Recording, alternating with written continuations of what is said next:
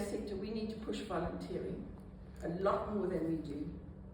Because volunteering will give you huge opportunities to be able to access different things. So I have volunteered for a lot of different things, and I'll talk about that as we go through. Now, restrictions.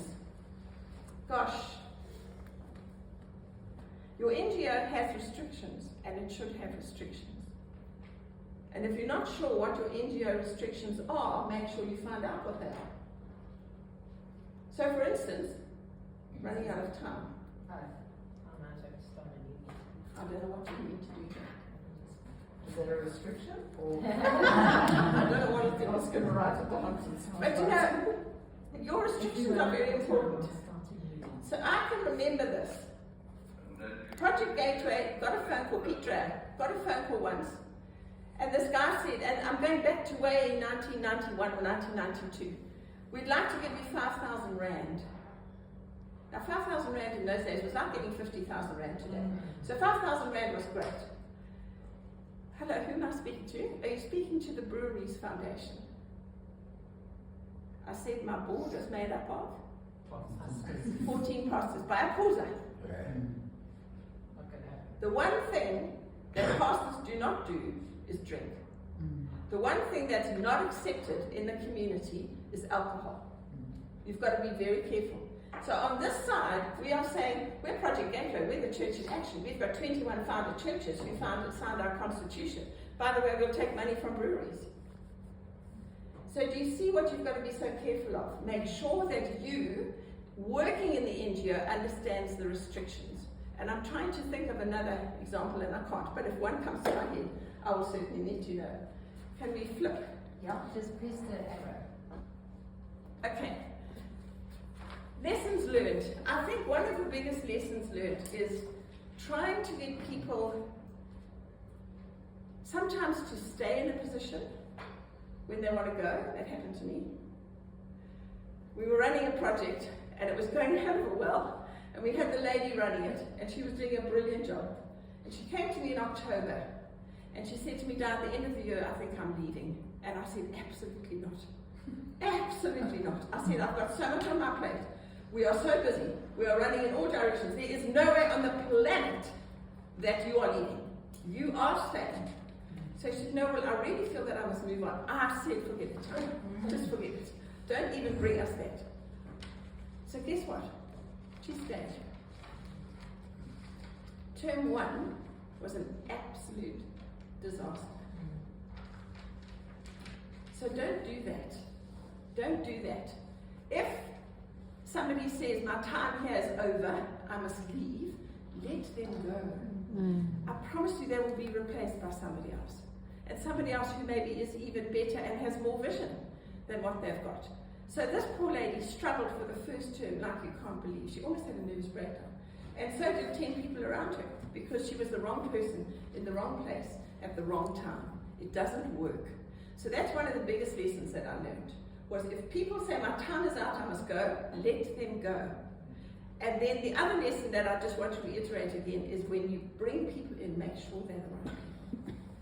And we don't, we've got so much work to do. We've got so many beneficiaries to see to, that we just grab and put people into their positions, and it doesn't work like that, unfortunately. Linda, you were watching? Yes. Okay, leaders or managers. Oh, I love that. I love that. Do you know leaders and managers are very different? In fact, there's a brilliant book by Clem Sunter called Foxes and Hedgehogs. If you haven't read it, you must read it. Foxes and Hedgehogs.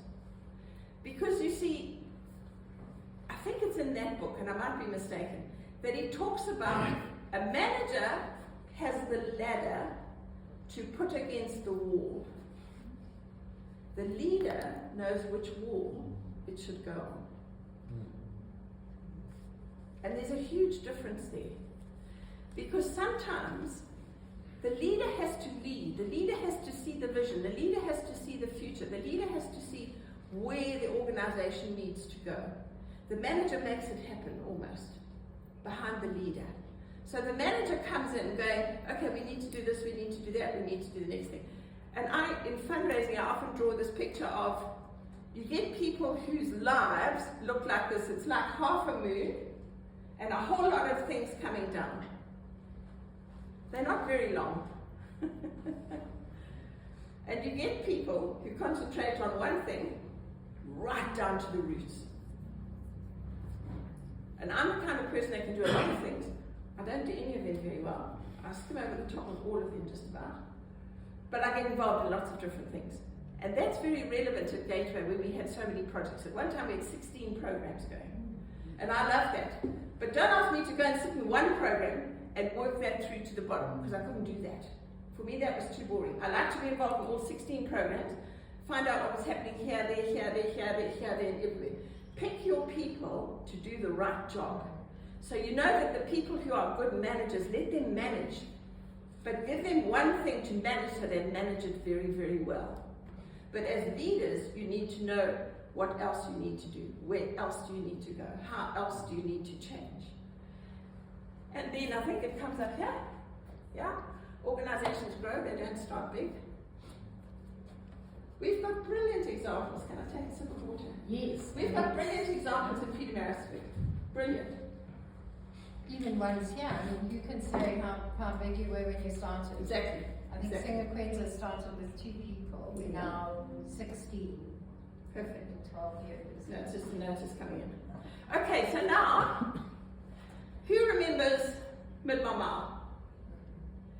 Buffy Arbuthnot, swimming for seals down here at the bottom of Plant Street. One day said to his wife Yvonne, I hate this, I'm going to swim at the dam.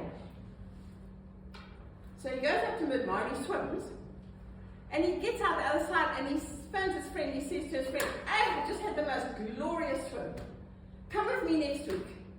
I'm going to swim in the dam again. The guy says, Matt, he says, no, come on, I'll tell you what, you don't have to turn and turn and turn and turn. We just go straight across the dam. So they start. Then it became a SEALs Club swim. Because he came back and said to SEALs, okay, we'll swim Mid-Mama. What are you going to do? We'll swim Mid-Mama. We're just going to swim a while. Why not? Do we know how big Mid-Mama is these days? I mean, they have it over 2 full days. They have 8 different races. It's a mile. It's a mile. No, Yeah, how exactly. many? But like 15,000 or 20,000 people. That's when Mid-Mama now. But it didn't start with that. It started with one man swimming across. The Comrades Marathon, Vic Clapham ran from here to Durban. Comrades Marathon. Doozy Canoe Marathon, Ian Player. And you need to understand this, because this is how organizations grow. Ian Player had to go and do environmental research down in the valley. Said to his friend, I can't get there. There's no road. I've got to go down into where the river is. I want to do whatever environmental research. So he said, I'm going in a canoe. Don't you want to come with me? The guy thought he was totally mad. So they went. I think there were 4 of them in the original that went down into the valley, got in a canoe, sailed down the river, had a look, see what was going on, did the environmental study they had to do, and came back. We have the Doozy Canoe Marathon. So do you see how things start? Your organization is exactly the same.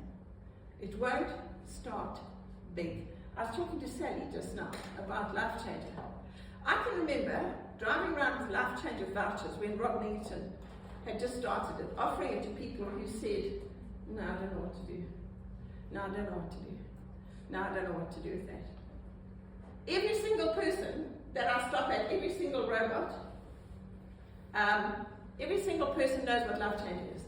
Every single person that's at the robot knows what to do with the voucher. Because the organization has grown big enough that everybody understands what it's about, everybody knows what it's about. Now they all want vouchers and they go to the center to redeem them. So that's how organizations grow. Fundraising manual.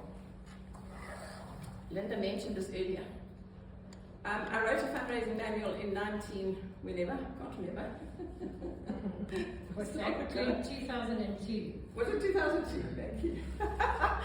2002, and the reason for that was I've been working with a number of organizations, but the main one was the UKZN, Professor Schreiner, and Phumelela, Ntombela, in Zimandi.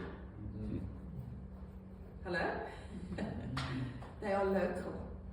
They come from Dambusa. Do Do you know that Bladen Zamani comes from Damusa? This is his wife. And one of the problems that they had was when you came back from exile, you left at the age of 17 or 18 and you hadn't finished your schooling. And now you come back when you're 24 and 25. How do you get back into that system of education?